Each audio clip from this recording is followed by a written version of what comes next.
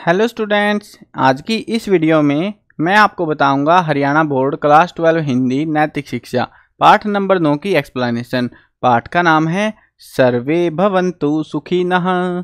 तो इस पाठ को हम समझेंगे आज की इस वीडियो में। शुरू करते हैं वीडियो को। मैं हूं अजय और आप देख रहे हैं CCL चैप्टर। लेकिन वीडियो शुरू करने से पहले आपको बता दूं, अगर आपको हरियाणा बोर्ड के लिए क्लास 12 की नैतिक शिक्षा की बुक सॉल्यूशन चाहिए जिसके अंदर explanation, question answer, important question हो, डिस्क्रिप्शन में प्लेलिस्ट का लिंक है, वहां से देख लेना। और अगर आपको ये सारे क्वेश्चन, सारे टॉपिक्स बुक के या फिर इंपॉर्टेंट क्वेश्चन पेपर्स वगैरह चाहिए, इस वेबसाइट पर सर्च कर लेना। गूगल पर जाना है आपको और ये वेबसाइट सर्च करनी है cclchapter.com। इस वेबसाइट पर आपको सारा जो स्टडी मटेरियल है हरियाणा बोर्ड क्लास 12 के लिए वो देखने को मिल जाएगा। तो विजिट जरूर कर लेना, काफ़ी हेल्प होगी इस वेबसाइट से आपको। अब देखते हैं, चैप्टर को समझते हैं। पहले चैप्टर का पर्सपेक्टिव समझते हैं। पहले एग्जाम का पर्सपेक्टिव थोड़ा बता देता हूँ। देखो, ये चैप्टर एग्जाम के पर्सपेक्टिव से ये मान लो है ही नहीं, ठीक है। सिंपल सी बात है, इस चैप्टर से मुझे उम्मीद नहीं है। लास्ट ईयर भी, मतलब 2-3 ईयर हो गए हैं, ये चैप्टर पहले भी था एग्जाम, मतलब प्रीवियस बुक में भी, लेकिन ये कुछ काम का नहीं है। इसमें से कुछ आता जाता नहीं है चैप्टर से, बस ऐसे ही है टाइम पास के लिए।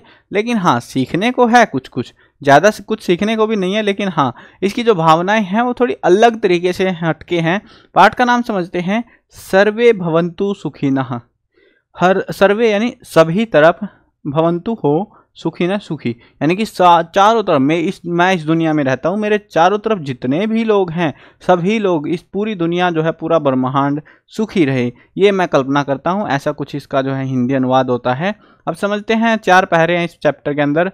ओम स समिद्युवसे वृष्णगे विश्वानर्या ईष्पदे समिधेयसे स नो वसुन्याभर। ठीक है, ये कुछ संस्कृत श्लोक है जिसको यहाँ पे अनुवादित किया है आसान लैंग्वेज में हमारे लिए। हे प्रभु यानी हे भगवान, तुम शक्तिशाली हो बनाते सृष्टि को, यानी कि तुम बहुत ताकतवर हो और तुम ही जो है इस सृष्टि को की रचना करते हो, तुम ही बनाते हो। वेद सब गाते तुम्हें हैं, कीजिए धन वृष्टि को, यानी कि वेद पुराण जो भी ग्रंथ है वो सभी तुम्हारे ही गीत गाते हैं और आप हम सभी लोगों पर जो है धन की बारिश कीजिए। ऐसा होने तो नहीं वाला, लेकिन फिर भी कहने में क्या जा रहा है। चलो आगे बढ़ते हैं। अगला श्लोक देख लो, पढ़ लेना तुम खुद से, टाइम बचाओ। छोटी सी वीडियो बना देता हूँ क्योंकि इसका ज़्यादा सेंस है भी नहीं, लेकिन हाँ, समझने को कुछ ज़्यादा है भी नहीं भाई चैप्टर में। सीधी बात ये भी है। देखो, स गच्छमधमम स वद्धवम सम वो मनांसी जानताम, ऐसा कुछ श्लोक है ये आपका। इसमें जो है आपका अर्थ होता है, प्रेम से मिलकर चलो, बोलो सभी ज्ञानी बनो, निज पूर्वों की भांति तुम कर्तव्य के मानी बनो। तो कहा क्या गया है, प्रेम से मिलकर चलो, यानी कि इस धरती पर जितने भी लोग, जितने भी प्राणी रह रहे हैं, सभी जो है प्रेम के साथ रहें, बोलो सभी ज्ञानी बनो। हमें ये बोलना चाहिए भगवान से कि हम सबको ज्ञानी, विद्वान बना दे, समझदार बना दे। निज पूर्वजों की भांति, निज होते हैं अपने पूर्वजों की तरह तुम कर्तव्य के मानी बनो। जिस तरीके से उन्होंने अपने कर्तव्य का पालन किया था पूर्वजों ने, उसी प्रकार हमें भी अपने कर्तव्यों का पालन करना चाहिए।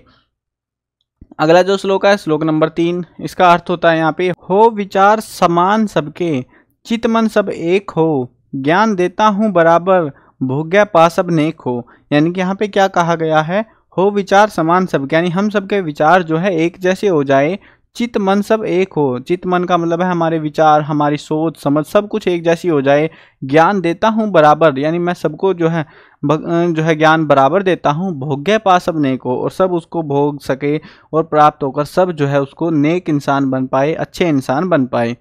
अगला जो श्लोक है, समानी व अकृतु, इसमें जो है अर्थ है इसका, हो सभी के दिल तथा संकल्प अविरोधी सदा, मन भरे हो प्रेम से जिससे बढ़े सुख संपदा। यानी कि क्या कहा गया है, हो सभी के दिल तथा संकल्प अविरोधी सदा। अविरोधी का मतलब होता है उनके मन में कोई भी विरोध की भावना, नफरत की भावना न हो।